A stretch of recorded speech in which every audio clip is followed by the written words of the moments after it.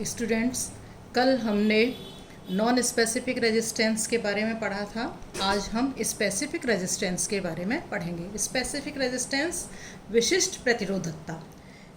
विशिष्ट प्रतिरोधकता यदि प्राणी की नॉन स्पेसिफिक रेजिस्टेंस सक्षम नहीं होती है तो प्राणी को सुरक्षा देने के लिए स्पेसिफिक रेजिस्टेंस काम में आता है। इस स्पेसिफिक रेजिस्टेंस में अनेक प्रकार की प्रतिरक्षी क्रियाएं होती हैं, जिसमें लिम्फोसाइट कोशिकाएं विशिष्ट बाह्य कारक या एंटीजन की पहचान करके इनको या तो नष्ट कर देते हैं या फिर उदासीन कर देते हैं या फिर उनका निष्कासन कर देते हैं। एंटीजन का निष्कासन लिम्फोसाइट कोशिकाओं के द्वारा प्रत्यक्ष रूप से या फिर एंटीबॉडीज़ के निर्माण के द्वारा किया जाता है। कहने का मतलब है कि स्पेसिफिक रेजिस्टेंस जो है वो शरीर में किसी एंटीजन के प्रवेश करने के बाद में हमें दो तरीके से मिलता है, या तो शरीर के अंदर लिम्फोसाइट सेल्स का निर्माण हो या फिर जो शरीर के अंदर एंटीबॉडीज़ का निर्माण हो। ठीक है। स्पेसिफिक रेजिस्टेंस जो है उसको हम दूसरा नाम जो दिया गया है एक्वायर्ड इम्यूनिटी भी इसको हम कहते हैं, क्योंकि ये शरीर के अंदर जन्मजात नहीं होती है, इसको हमें बाहर से एक्वायर करना पड़ता है। तो एक्वायर्ड इम्यूनिटी दो तरह की होती है, नेचुरल एक्वायर्ड इम्यूनिटी और दूसरी आर्टिफिशियल एक्वायर्ड इम्यूनिटी। जो नेचुरल एक्वायर्ड इम्यूनिटी है वो फिर दो तरह की होती है, natural active acquired immunity, natural passive acquired immunity. इसी तरह से जो आर्टिफिशियल इम्यूनिटी है वो वापस दो तरह की होती है, एक्टिव एक्वायर्ड आर्टिफिशियल इम्यूनिटी, दूसरा आर्टिफिशियल एक्वायर्ड पैसिव इम्यूनिटी। इस तरह से जो स्पेसिफिक इम्यूनिटी है हम उसको चार तरीके से पढ़ते हैं। ठीक है। नाउ अब मैं आप लोगों को सबसे पहले बता रही हूँ एक्वायर्ड इम्यूनिटी। शरीर में किसी एंटीजन के एंटर करने के बाद में जो प्रतिरक्षा का विकास होता है अथवा किसी अन्य परपोषी से एंटीबॉडी के प्रवेश के पश्चात विकसित विशिष्ट रोधकता एक्वायर्ड इम्यूनिटी कहलाती है। मीन्स एंटीजन्स के प्रवेश करने के बाद में शरीर के अंदर जो इम्यूनिटी डेवलप होती है एंटीबॉडीज़ की वजह से या फिर टी लिम्फोसाइट्स की वजह से, उसको हम एक्वायर्ड इम्यूनिटी कहते हैं। एक्वायर्ड इम्यूनिटी जो है मेनली दो तरह की होती है, नेचुरल एक्वायर्ड इम्यूनिटी और दूसरा है artificial acquired immunity. Natural acquired immunity फिर दो तरह की होती है, पैसिव एक्वायर्ड इम्यूनिटी और नेचुरली पैसिव एक्वायर्ड इम्यूनिटी और नेचुरल एक्टिव एक्वायर्ड इम्यूनिटी। तो पहले मैं बता रही हूँ आपको निष्क्रिय प्राकृतिक अपग्रहित रोधकता means natural acquired passive immunity. इस प्रकार की इम्यूनिटी में जो प्राकृतिक रूप से मदर के अंदर जो एंटीबॉडीज़ होती हैं वो माता के शरीर से प्लेसेंटा के थ्रू या प्लेसेंटा के द्वारा शिशु के अंदर पहुंचती है। दूसरे जो एंटीबॉडीज़ पहुंचने का तरीका है किसी शिशु के अंदर वो है कोलेस्ट्रम के द्वारा, जो कि मदर का पहला मिल्क होता है कोलेस्ट्रम, उसके द्वारा भी एंटीबॉडीज़ शिशु को मिलती हैं। इसके अलावा जब शिशु स्तनपान करता है तब भी उस माता से शिशु के अंदर एंटीबॉडीज़ पहुंचती हैं। यदि माता के अंदर डिफ्थीरिया, रूबेला या पोलियो के प्रति पहले ही इम्यूनिटी है तो इन इम्यूनिटी से बच्चे को के अंदर भी इम्यूनिटी पहुंच जाती है। तो ये इम्यूनिटी जो है कुछ सप्ताह या फिर कुछ महीनों तक के लिए कामगार होती है, जब तक कि बच्चे के खुद के अंदर उसका इम्यूनिटी सिस्टम डेवलप नहीं हो जाता, तब तक उसको माता के दूध से इम्यूनिटी मिलती रहती है। दूसरा है नेचुरली एक्वायर्ड एक्टिव इम्यूनिटी। जब मानव अपने दैनिक जीवन में किसी एंटीजन के कांटेक्ट में आता है तो या कोई एंटीजन शरीर में प्रवेश करता है तो जो शरीर के अंदर या तो फिर एंटीबॉडीज़ का निर्माण होता है या फिर लिम्फोसाइट सेल्स का निर्माण होता है। ये लिम्फोसाइट सेल्स और ये एंटीबॉडीज़ जो हैं वो शरीर के अंदर के एंटीजन को नष्ट कर देती हैं और शरीर को इम्यूनिटी प्रदान करती हैं। एंटीबॉडीज से मिलने वाली जो सुरक्षा है वो लाइफ लॉन्ग हो सकती है, जबकि जो लिम्फोसाइट सेल्स के द्वारा मिलने वाली सुरक्षा है वो कुछ समय की हो सकती है। लेकिन ये लिम्फोसाइट सेल्स या एंटीबॉडी शरीर के अंदर तभी बनती हैं जबकि शरीर के अंदर कोई एंटीजन जो है वो इनके अंदर प्रवेश कर जाता है। तो नेचुरली एक्वायर्ड इम्यूनिटी जो है वो दो तरीके की हो सकती है, एक तो ह्यूमरल इम्यूनिटी और दूसरा है cell mediated immunity. Humoral immunity antigens के अगेंस्ट में शरीर के अंदर जब एंटीबॉडीज़ का फॉर्मेशन होता है तो उसको हम ह्यूमरल इम्यूनिटी कहते हैं।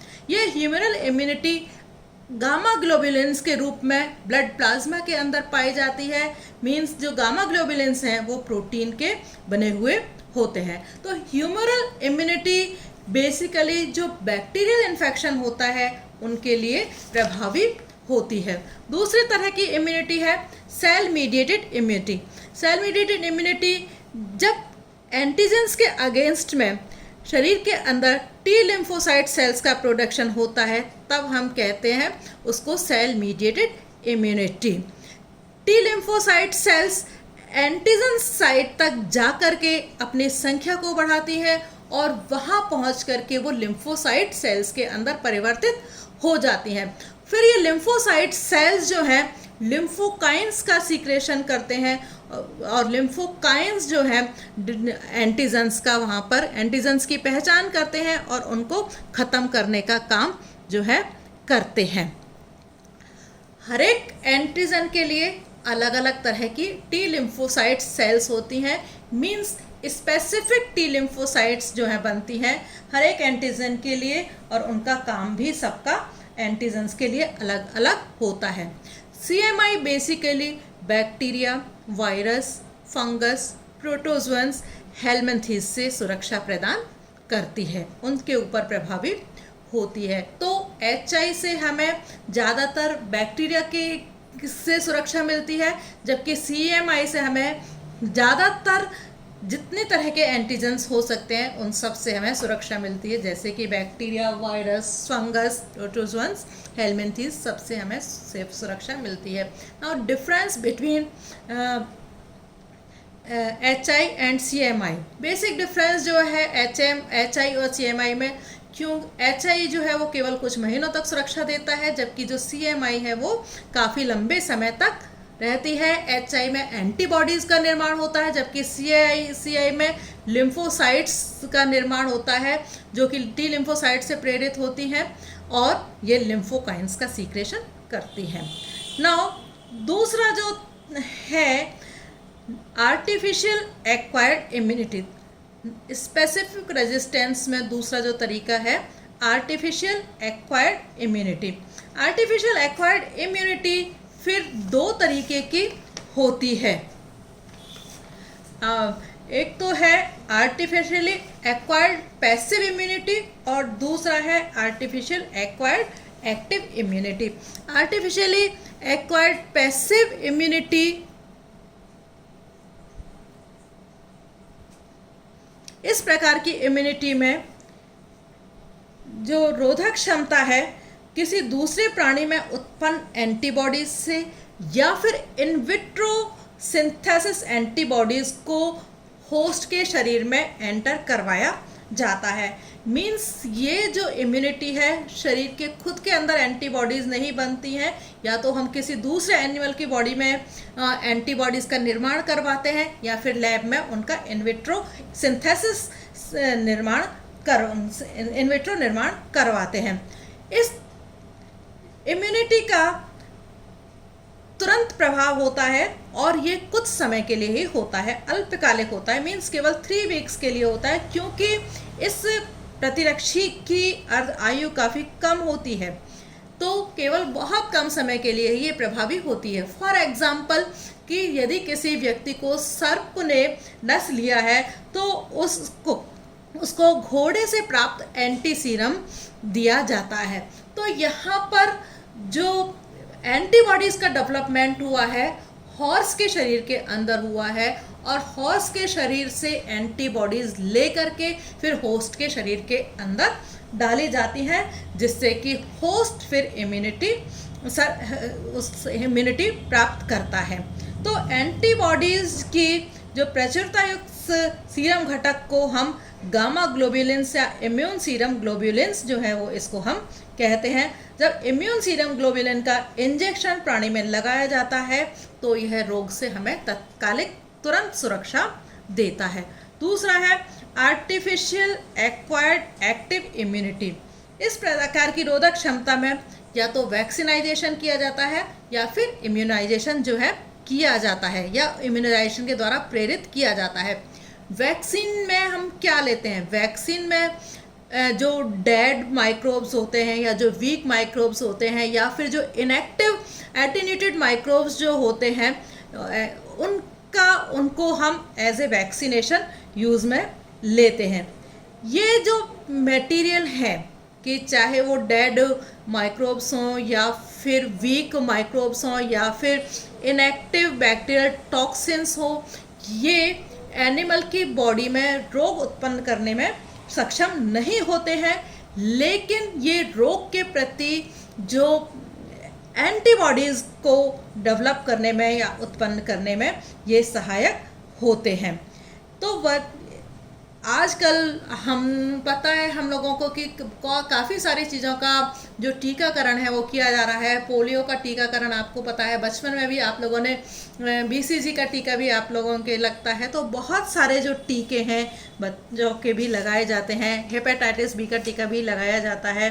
तो बहुत सारे टीके जो हैं, इन्फ्लुएंजा का टीका है, मीजल्स का टीका है, मम्स का टीका है, रूबेला का टीका है, बहुत सारे टीके आजकल प्रचलित हैं जो कि हमें बहुत सारी बीमारियों से बचाने का काम करते हैं।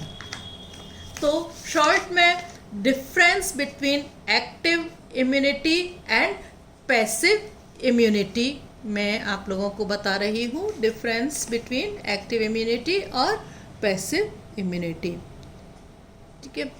होस्ट के इम्यून सिस्टम द्वारा उत्पन्न होती है एक्टिव इम्यूनिटी, जबकि होस्ट द्वारा निष्क्रिय रूप से प्राप्त की जाती है पैसिव इम्यूनिटी। ये इम्यूनिटी एंटीजेंस के कांटेक्ट में आने पर विकसित होती है, और जबकि पैसिव इम्यूनिटी बाहर से तैयार की गई प्रतिरक्षी को बॉडी के अंदर एंटर कराया जाता है।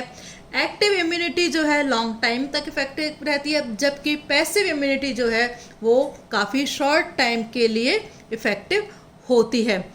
एक्टिव इम्यूनिटी के अंदर लेटेंट पीरियड होता है, मीन्स कुछ समय बाद में ये पता चलती है, जबकि जो पैसिव इम्यूनिटी है उसके अंदर कोई लेटेंट पीरियड नहीं होता है।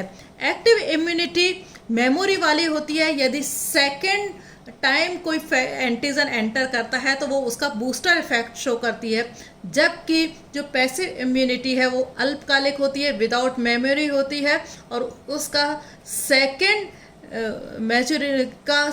टाइम उसका कोई इफेक्ट, मेमोरी इफेक्ट कोई नहीं होता है। Negative effect may be produced by this memory.